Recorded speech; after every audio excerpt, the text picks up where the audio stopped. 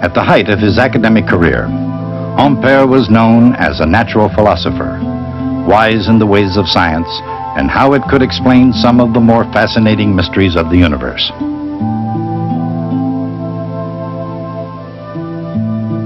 Today, Ampère is best remembered for his work in electricity and magnetism.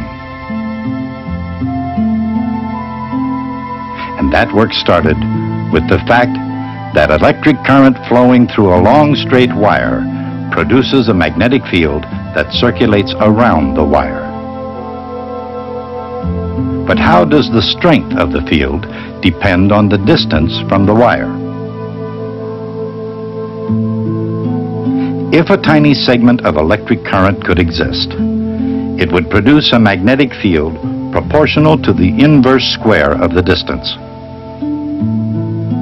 The direction of the field is related to the direction of the current by the right-hand rule, or the vector cross product.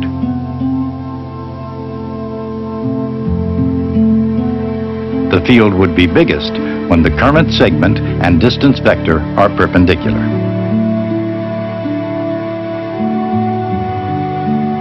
But electric currents can never exist in tiny segments.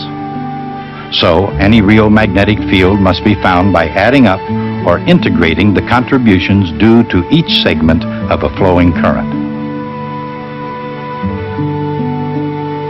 The field, due to current flowing in a long straight wire, is always perpendicular to the wire and decreases as the inverse first power of the distance from the wire. The net result is a field that goes in circles. The lines of force are circles concentric with the wire, and the field is the same all the way around each circle. On the other hand, if the wire is bent around into a loop, the current flowing through it produces what is known as a dipole field.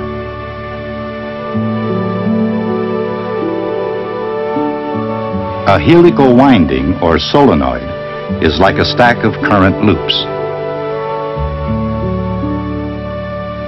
It creates a field much like that of a bar magnet.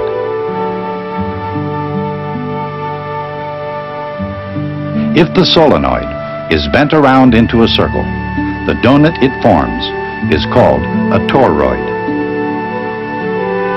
The magnetic field of a toroid is contained completely inside the windings.